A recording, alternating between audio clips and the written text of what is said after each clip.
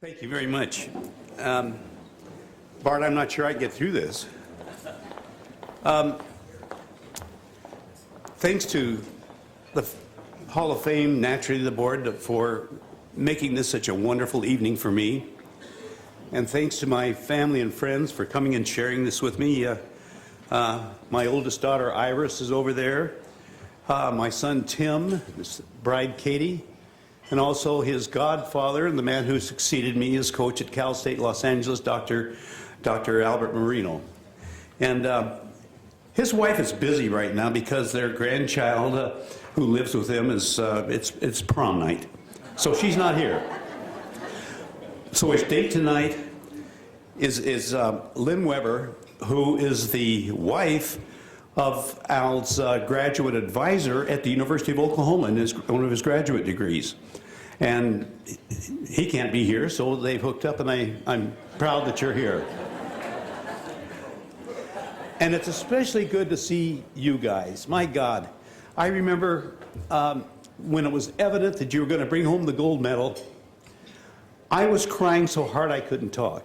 It was just an announcement that you had made to the world, and particularly to America, that American gymnastics is not to be overlooked. You're here, and you're here to stay, and we're proving it year in and year out, and congratulations to you.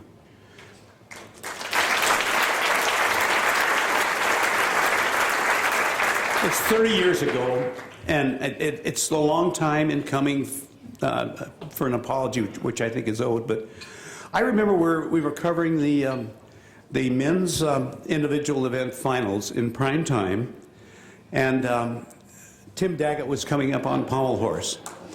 And the horse, and I mean the camera was directly over the horse, and Tim was doing what he always does, just beautifully, and from somewhere, I opened my mouth before I engaged my brain, and I think I said something to the effect that, my God, he's crawling all over that horse like it's a naked lady. I'm sorry, Tim.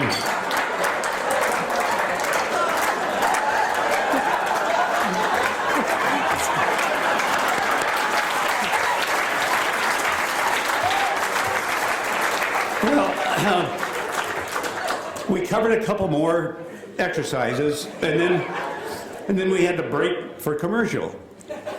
And Bob Goodrich, the director at that time, came onto my headset and said, "Gordon, about the naked lady.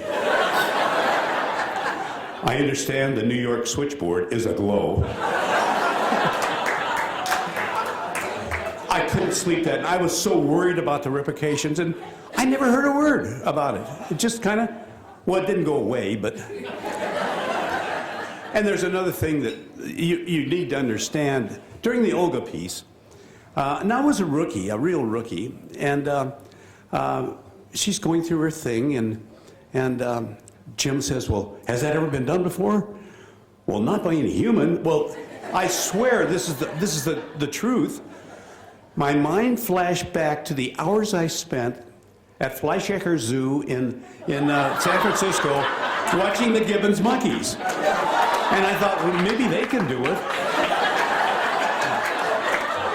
And then an amazing other rookie mistake that, oh my wow.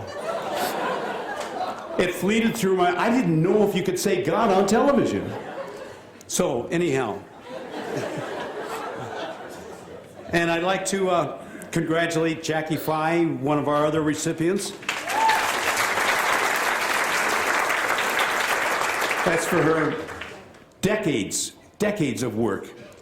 And the result to me is that she helped bring honor and integrity back to the field of judging, in addition to many technical things. Thanks, Jackie.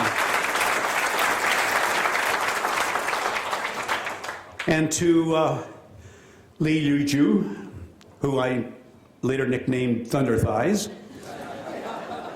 When you performed, particularly in floor exercise, you were so electric, so dynamic, that when you would approach the floor, I honestly would get chills. And congratulations to you for the moments you brought me.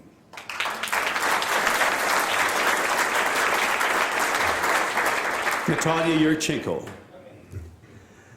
Your stunning beauty and your charming grace caused me and probably hundreds of thousands, if not millions of men to fall in love with you. I can honestly say now I've gotten over it, especially after meeting that giant of a husband you have. Receiving this award, named after my dear late friend Frank Baer, makes this even more poignant. Back in the mid-'60s, the NCAA asked me and 5 other collegiate gymnastics coaches to form a committee and examine ways in which we might be able to wrestle the incredibly ineffective stranglehold the AAU had on amateur gymnastics. And out of that work came the United States Gymnastics Federation, and then the first thing we did was find and hire Frank Baer as our executive director. And over the years, well, first of all, I was the vice president of that first few years and worked closely with Frank on the things he was trying to do. And I'm telling you, he's one of the brightest, but more than that, one of the most courageous people that I have ever known. The AAU was tough. They governed every amateur sport, and they didn't want that to be broken. There were a bunch of old guys that had blue blazers, traveled all over the world, and did nothing. And so when Frank would walk into a meeting or walk into one of their sanctions meets, they hated him and they wanted him out of there. And he did it anyway. And Frank is really largely responsible for the success we're now enjoying. And to be honored in his name is really special for me. Wish you were here, Frank.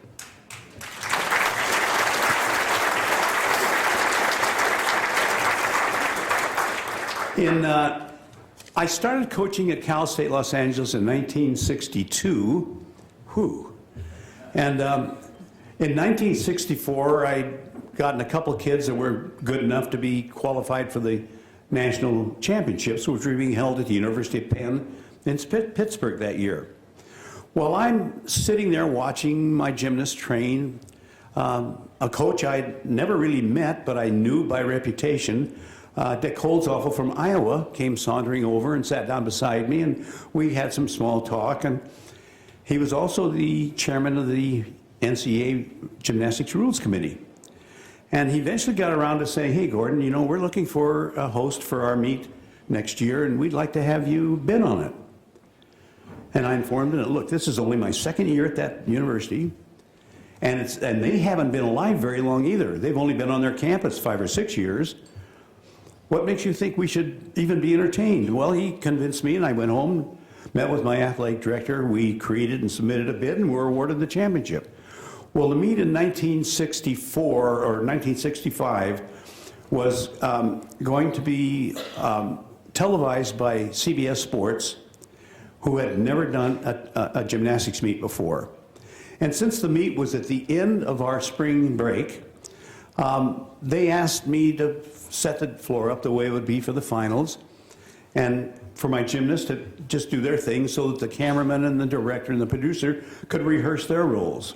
And then Jack Whitaker came in and hosted the event, and the event went off very well. Well, the next year, the event was scheduled for Southern Illinois, and they called and asked me if I would come and do commentary, which I was happy to oblige. Well, the meet was at that time, trampoline was being competed. And this meet really had a highlight that they'd been featuring in their promotions. They had 2 former world trampoline champions coming together if they qualified for the finals, and they did. And so in the competition, the kid from Southern Illinois went first, and you know, you got in as many bounces as you wanted, and then once you did a move, you only got 10 more contacts. Well, he really hit like gangbusters. And the next man up was from Michigan, and he underturned his first move and traveled a little bit toward the end of the tramp, and then he corrected, of course, went a little further toward the other end of the tramp, and on the next move, he went through the springs, feet first, facing out, and as the recoil occurred, it caught his most private parts. And the gym went absolutely dead silent. And I'm not mentioning names, you know, for obvious reasons, but the gym went dead silent, and it took maybe 10 or 15 minutes, and they couldn't extricate him. And eventually, a guy walked out of the locker room, an older guy, kind of big, bib overalls, had bolt cutters on his shoulder, and they came out and cut him loose, and then they carried this poor guy off into the training room. And now I'm a rookie, that's my first television show, and I've got guys like you coming up saying, Gordon, you can't show that. I don't have any power. They're going to show that for sure. Well, we flew that night to New York because they were going to try to do a quick edit and get it on CBS Sports Spectacular that afternoon. Well, in those days when you edited, you had to actually cut and splice film. And when they edited, they informed me that you're not just editing the picture, you have to edit the sound. And there was such a contrast in the sound between the before and the after that they had to play it over and over and over again. And well, when we started, it was Jack Whitaker and me and the director and the two technicians in the room. In about 10 or 15 minutes, there had to be 30 or 40 people there. And every time he went to the springs, it was a giant, ow! Well, anyhow, Hal Lumpticker, the producer, thought we were going to have a good show, which we did. And he insisted I stay over an extra day and be interviewed by the president of CBS Sports. So I met with him, and everything went honky-dory. It looked good. And Uplinger apprised me that, hey, CBS is going to show all kinds of gymnastics. You're in for a ride. Well, as it turned out, ABC at that time had just become the new network. And it hired this genius, Rune Arledge, to head up their sports program. And they beat CBS out of almost all their sports contracts in 1 year. CBS was virtually out of business for a while. Well, obviously that dream didn't come true, but I'm back home and I'm training in my gym, and a couple hours later, as the highlight showed, secretary comes in and says, you've got a call from this guy named Aldrich. I said, no, I can't take it. I'm training my team. Tell him to leave a number and I'll get back. No, he says, it's really critical. Well, it was Rune Arledge, and he said, look, can you be in New York tomorrow night? Why? Well, President Nixon is in China, and they're calling it ping pong diplomacy. And we are getting the tapes, and we want to air it on ABC's Wide World of Sports. So I went back and we did that. And that was my first show with ABC. I did another show or two in the next few years, and it was kind of quiet. And then, for reasons unknown to me, they called in 1972 and asked me to cover first the men's Olympic trials and then the women's Olympic trials. And then they said, well, why don't you come on and do the whole thing? Come do the Olympic Games. Well, we kind of knew that they weren't planning on showing much gymnastics. They never, we were a closet sport at that time. It was hard to get people into a gym. And also, hold on here, I've lost my place, naturally. Anyhow, we got to Munich, and my idea of preparation for the games was to arrive about the same time I thought all the athletes would arrive, get a list of where they were training and when they were training, and then go scout every team that had a chance of medaling and every individual that might medal, and end up with all their routines on cards.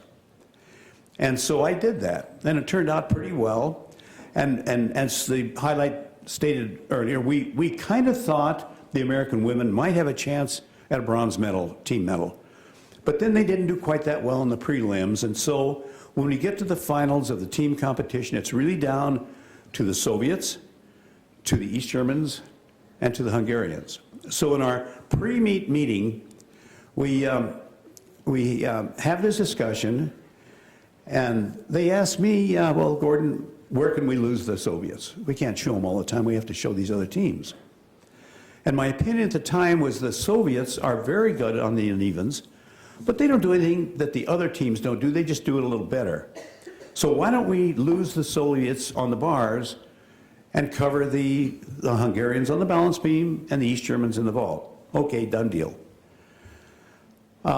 If I had to give one word to describe my broadcast career, it would be serendipity, and which means kind of great things happening that you never expected.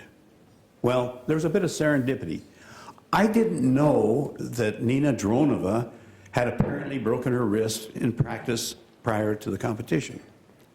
I also didn't know that that forced the Soviets to use Olga Korbut, their alternate, who I had never scouted.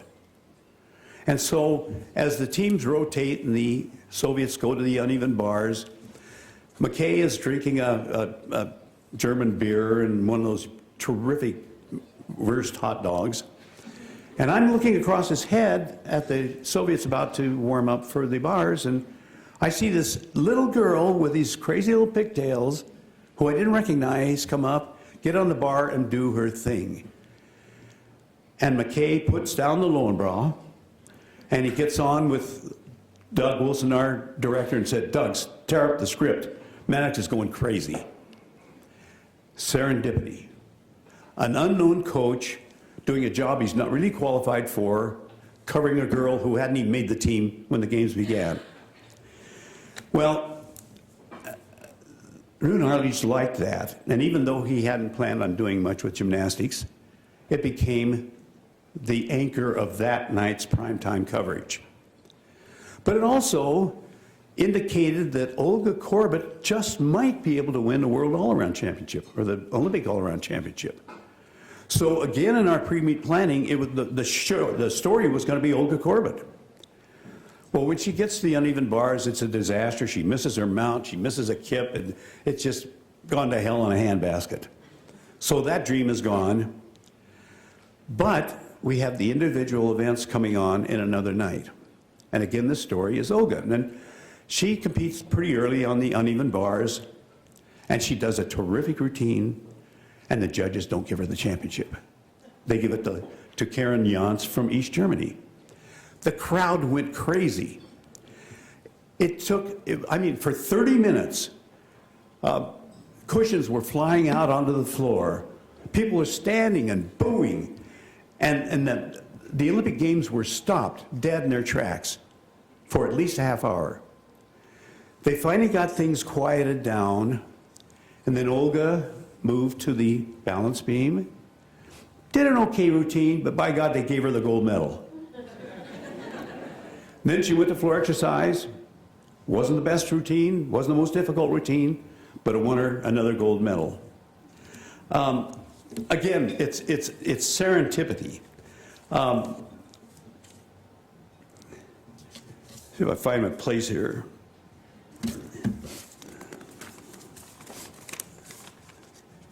The thing that happened next, right after the games ended, ABC sent their guys out into the world and began buying up every gymnastics event they could find. That was the first thing that happened. The second thing that happened is that they called me and offered me a long-term contract.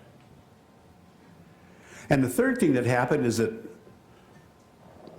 our buddy, for whom this award is named, and a guy named Rick Appelman started organizing Soviet tours across the country. And these tours went on for 8 or 10 years. It happened every year, and they would cover 10 to 15 cities. And for at least the first 5 years, they set attendance records at every city they went to.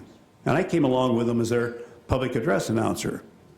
They even set a record in Madison Square Garden that beat Muhammad Ali's former record. Big things were happening in gymnastics. But then a few years later, I'm back in New York at the ABC building, and I happened to go into the men's room at the same time as Rune Arledge. And we're standing there side by side, facing the same wall. And I said, "Rune, do you mind if I ask you a question?" He says, "No, go ahead. What is it?" I said, "Well, Rune, during the 72 games, I looked around, I looked at every venue, And everywhere, the commentator was either a world or Olympic champion, or at least had tried out for one, except in gymnastics. Why did you hire me? He says, why not? We were going to show gymnastics anyway. Serendipity. Thank you very much.